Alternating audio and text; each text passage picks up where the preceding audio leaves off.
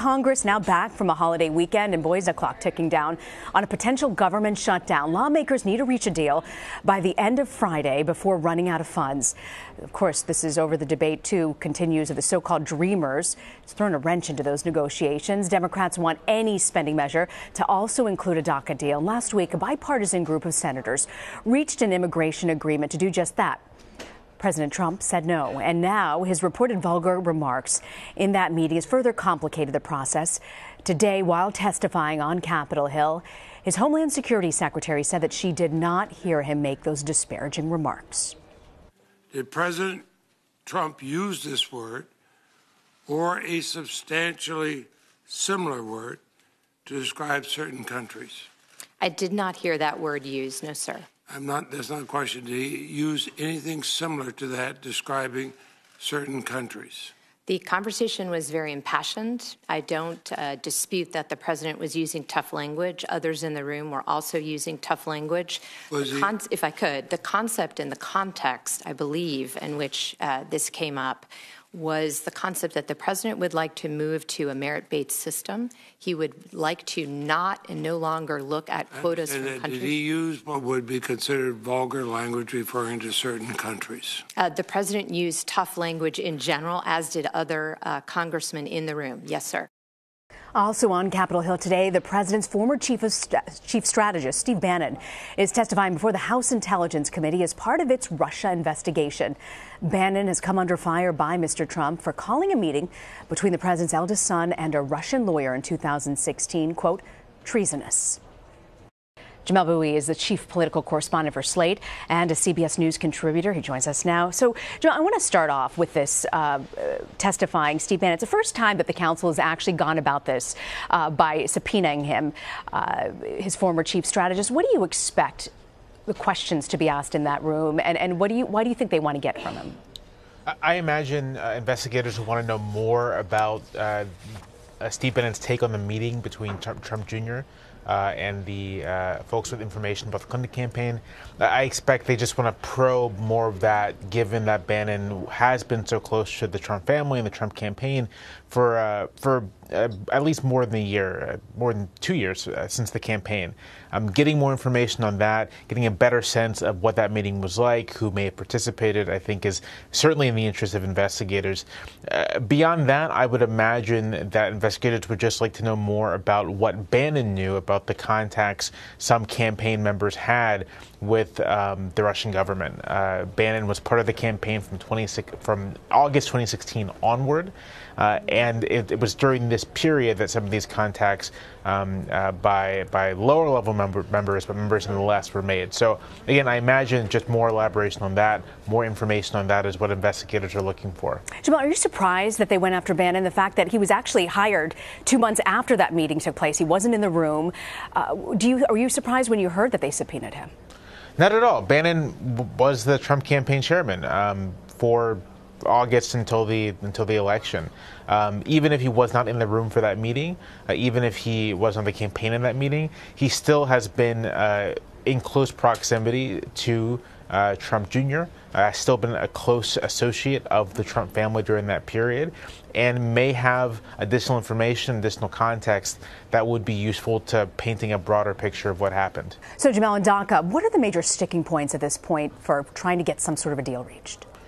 The biggest sticking point is simply the existence of a DACA deal to begin with. Senate conservatives, House conservatives are, especially immigration hardliners like Senator Tom Cotton of Arkansas, are simply opposed to any kind of broad deal that may create a path to legal status, citizenship for these 600 to 800,000 young immigrants. And so the deal that was scuttled last week was exactly that, an attempt that in exchange for some border security measures, a path for Dreamers. And this was in line with sort of past immigration deals that have been made in previous administrations, attempts to trade enforcement for path to legalization, for path to citizenship or legalization for some number of immigrants.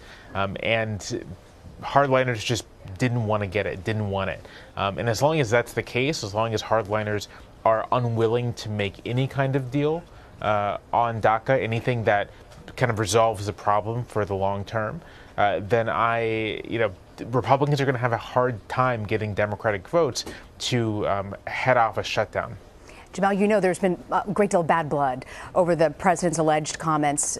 How do you think that's going to impact negotiations, and do you think they can surmount that? I think the biggest impact on negotiations is it's going to be difficult for Democrats to sort of take with good faith anything the president says with regards to immigration. In public, the president says that he wants a more humane immigration system, one that is looking at skills-based immigration, looking to get the most skilled people into the country.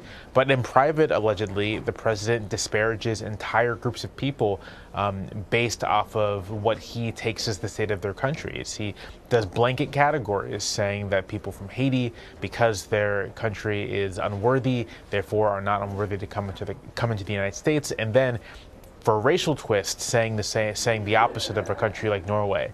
That doesn't just create bad blood, it leaves Democrats in the position of saying to themselves, if we accept this deal, can we know for certain that it's going to lead to an actually more humane immigration system, or will it just be pretext for the Trump administration to follow through on what the president says privately? Do you think that ultimately this could possibly force a government shutdown? I think it could. I think after last week's events, the possibility of a government shutdown just got much higher.